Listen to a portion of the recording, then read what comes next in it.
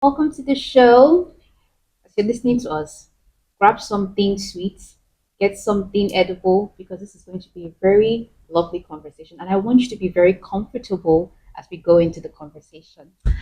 Hi, Dr. Mish. Hello, Mimi. How are you? I'm fine. We're namesakes, actually. So, Yeah. okay, I saw a flyer. That flyer Okay. has been trending and it has people doing a lot of. That's So it good. says from pitch to profit. What's that about? Yeah, from pitch to profit. That's exactly it. Mm, A lot of people struggle with yeah. their business ideas and a lot of fear around it. Would Mm, be able to convince people to give me capital and all that stuff?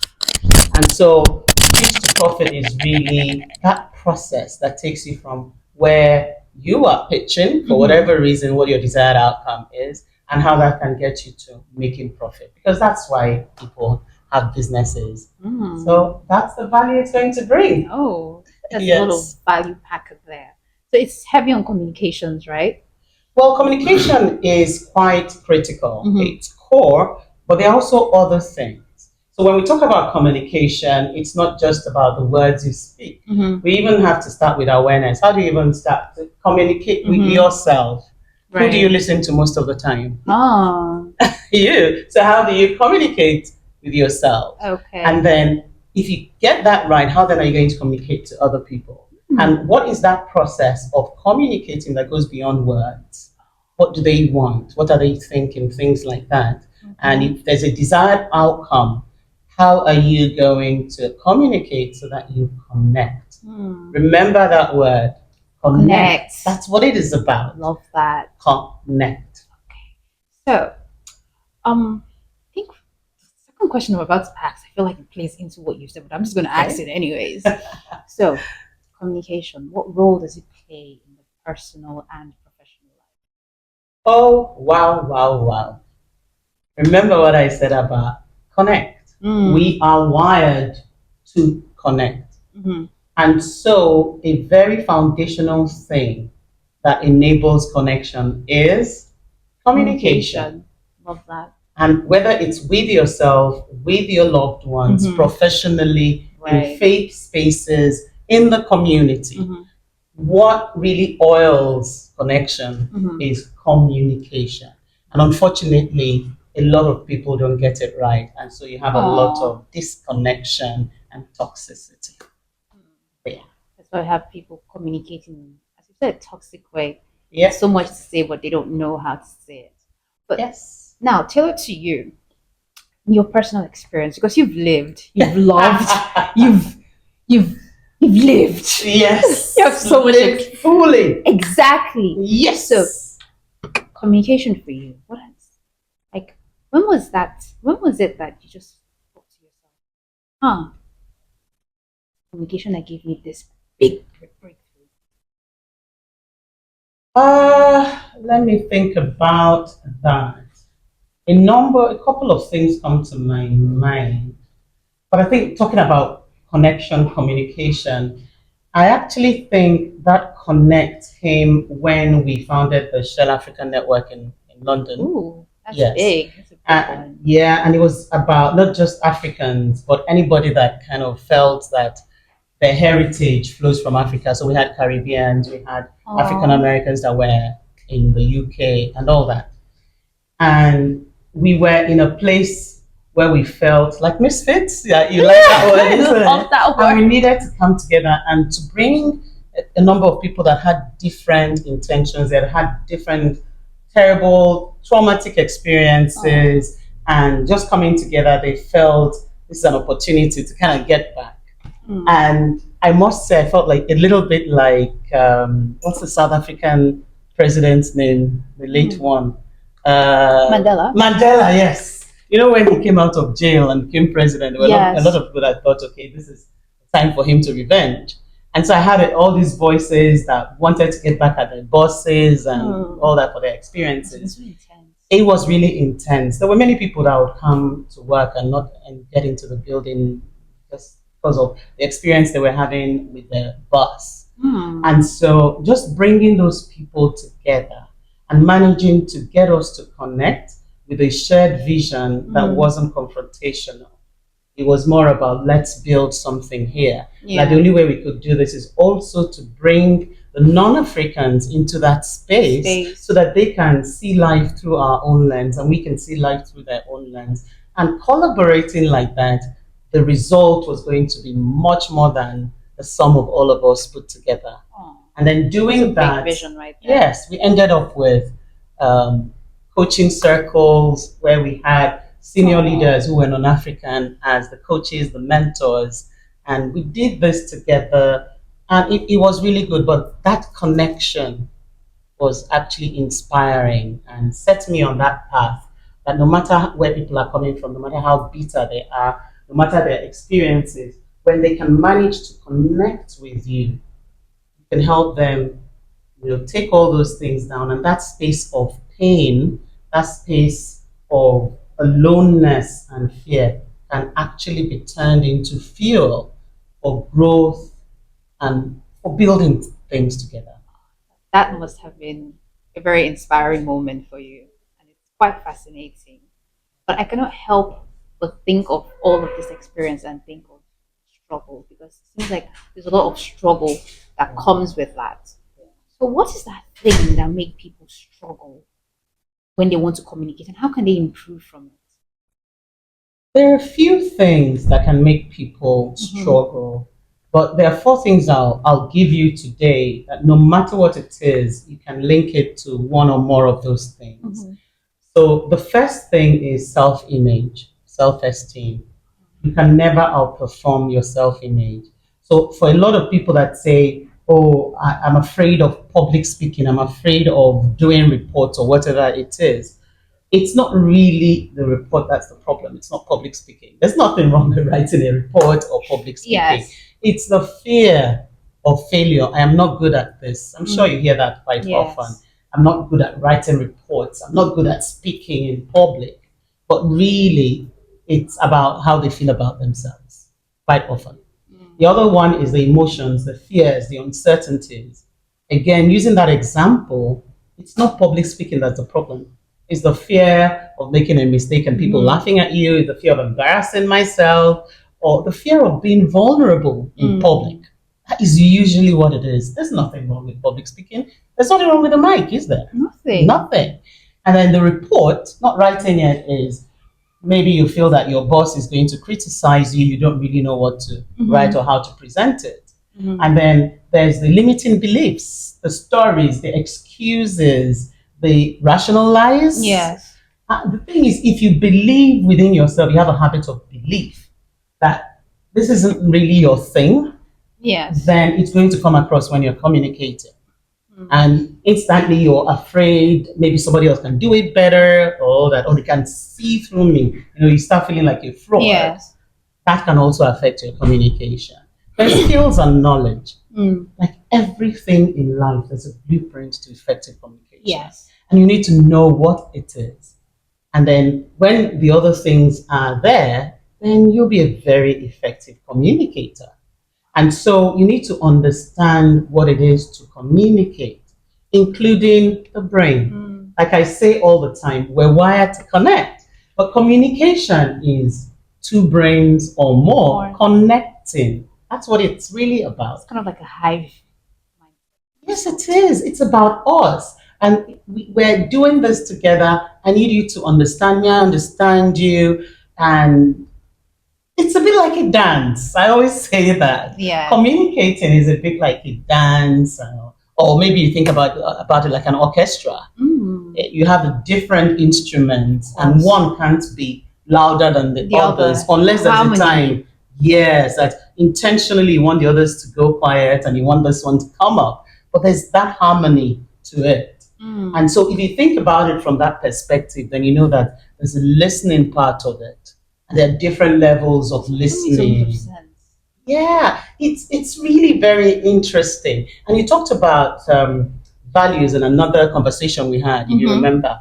Quite often you can tell the values of another person if you're listening objectively. And when people don't agree, quite often it's about a difference in values.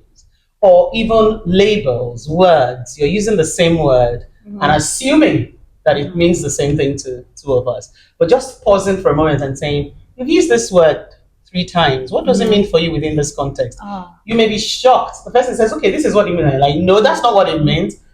Okay, that's what it means for me. Maybe it means something different for you. And as soon as you clarify that, then they're starting to communicate. It's quite a wide variety of things, like a tapestry of sorts. But Yeah.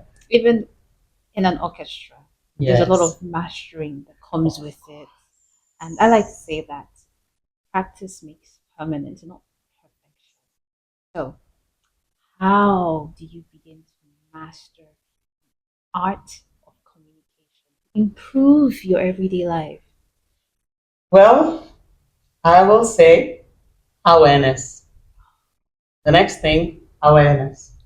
The next thing, awareness.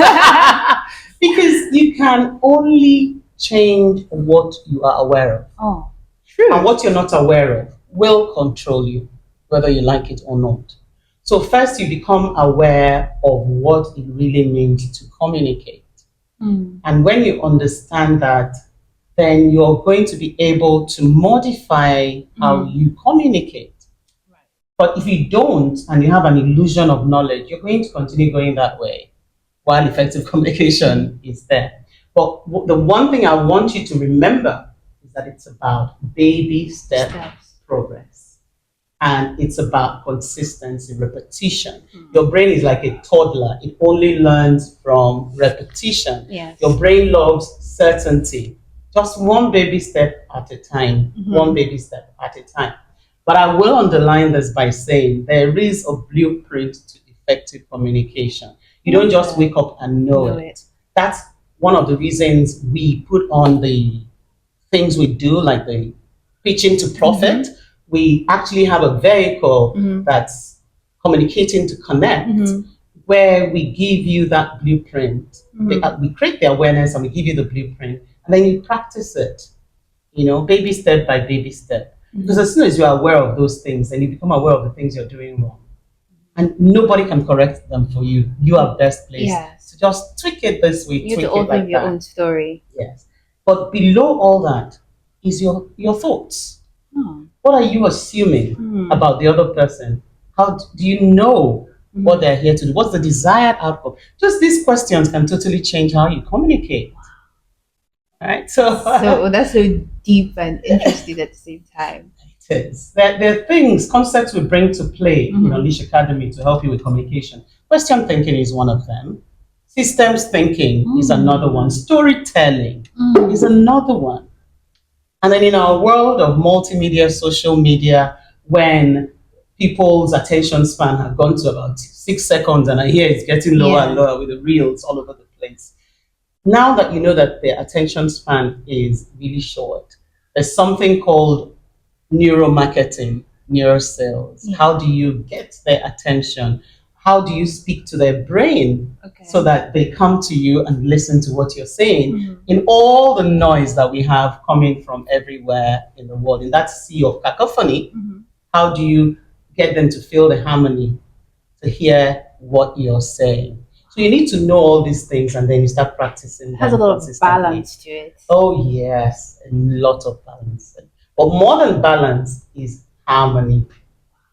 We're kind of dancing. You can see that I like dancing. Right. Okay. Yeah. So we've gone through all that. Yeah.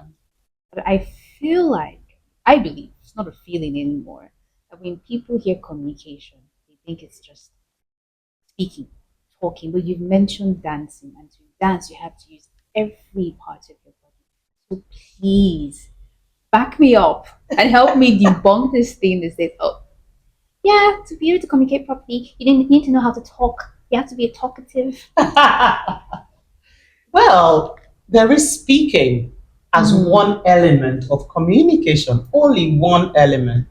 Actually, there's much more to communication than to speaking. There's also the energy, the tone, the body language, And also, you that you're communicating, Mm. you listen, you take the cue in your environment, you regulate it, you reflect before you then respond. Which is why when you're communicating to people, you have a plan. But midway, you might decide to change that plan because you've checked the room, you've used your social intelligence Mhm. to regulate, look around in the room and say, I need to Mhm. modify this a bit. Then there's also the cultural intelligence. You're speaking to different people across generations, across communication styles, across cultures, ethnicities, genders, all sorts of differences. Mhm. But there's something in your brain that helps you regulate that, but lots of us don't know about it. We have a genius brain, a genius button in your brain, but a Oh, lot of us are off. So at Unleash Academy, we try to switch it back on to see that your brain is the most perfect. powerful machine in this on this earth, and that with what you have in your brain, you can actually come into a room and it can take the cues in the room, and you can highly socially intelligent, Mhm. highly culturally intelligent, and of course very emotionally intelligent. All these things come into communication, and these go beyond words. So Wow. it's really your whole being. You have to be That. present. And let me take listening for an example. Mhm. Listening is a huge part of communication. Like I Mhm. say to people, we have two ears and one mouth. Please use them accordingly. Give Even it when a you balance.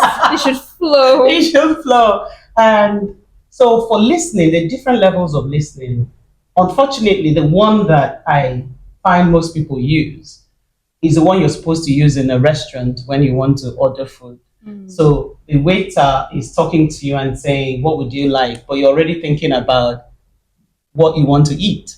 So Mhm. many people I observe communicating, someone is talking and the other person is supposed to be listening but isn't really listening. They're there thinking in their minds, what am I going to say next? So there is no listening. There's also the part where maybe they are listening, but it's just the words they are listening to, nothing else. That's not good enough either. Mhm. Then the highest level is where you are listening to the words, you're being objective, non judgmental. So you're quiet inside you, but then you're also noticing the rise and fall of their energy, their expressions, Mhm. their body language. So you're hearing what they're saying and what they're not saying. Mm. And so then you can use what they're saying and doing to continue with the Mm. conversation, know how to ask objective questions. So imagine when you're trying to communicate and you're not listening. Will that really be Yeah. communication No, that that's so will one-sided. connect? Yes. You're not connecting.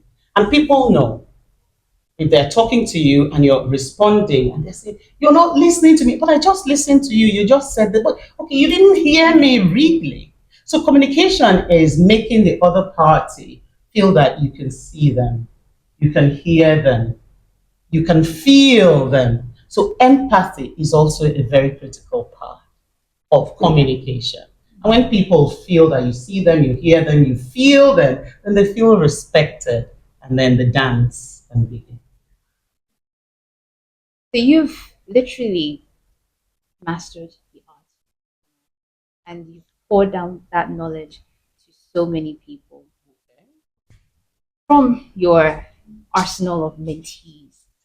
How have you seen communication help them gain confidence and clarity? Yes, many of them, but there's one that pops into my head that we had a session Mhm. and they went back to work.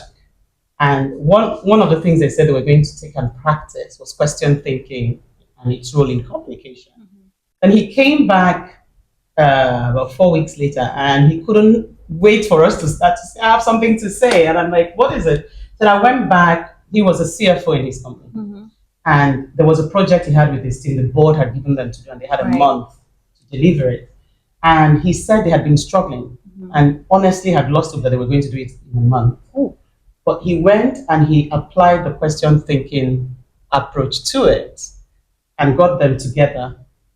Mimi, they Hmm. delivered this in 1 week. 1 week. And of course, you can imagine the CEO was pleased, the board was really, really pleased. And all he did was use question thinking in communicating to his team, and that changed everything. Love that. I love to see when people learn and you get results. It's just that gift that keeps. Is that gift that it keeps giving. Now, Yeah. still, connecting this back to the mentor mentee thing. What would you say is that one skill that every young person should have in their life, professionally and personal wise? So, be it corporate entrepreneurship, all of that.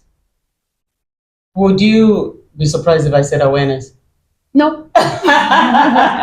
It's awareness. And the first one I would say is awareness of self. There's this quotation that we love at Unleash Academy. It's by Khalil Gabriel. Yes. That says, God said I should love my enemy, and I obeyed him, and I loved myself. I know that one. You know that one, yeah. So that's the one thing I'll tell every young person. Start with getting to know yourself and loving yourself. That gives you everything you need, the psychological safety, the confidence you need to then open up and imbibe other things and then start putting skills and knowledge onto your passions and the things you love so that you'll be exceptional at it. The only thing is that getting to know yourself is not the easiest of things because you are involved and you already have a lot of automatic pilots. You have a lot of conditioning, and so yourself is struggling underneath all that. And so sometimes you might need somebody to kind of switch on the lights, point to that, and be your greatest cheerleader. Right? And then with time, that real you starts coming out and you'll be loving it. And you'll find out that there'll be no stopping you as soon as Wow. you get to know and love yourself. Oh wow. Yeah. So just because I feel like people tend to miss out a lot when it comes to communications, Mm-hmm. off the top of your head, what's that one thing that they miss out on just because of poor communication? Oh, wow. When you don't connect with people, you lose everything. That's deep. Seriously. Connection is the beginning of transformation. Connection is the beginning of business success. Um, Communication and connection is what helps you gel with your stakeholders.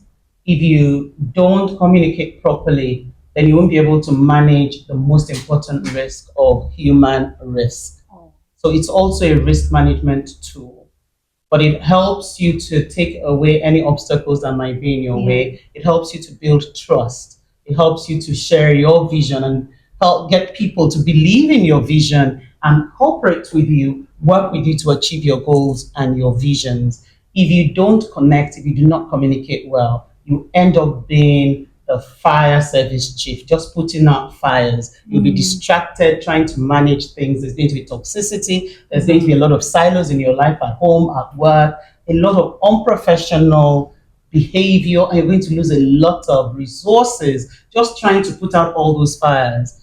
Whilst if you could communicate properly, connect with people, a lot of those things are doused and you're focused on your desired outcome. You have that vision, you share it collaboratively, and then you get people on board and they will go the extra mile to help you. Why? Because they are engaged. You've connected with them, so their emotion is in it. And that's the last thing I'll say. Remember, people make decisions based on emotion and justify it with logic. So communication is We're about connected already. Finishing each other's sentences. That's it. So communicate with them, connect with their emotions, who they are at the core, and they will come with you and justify it with logic. Really love that.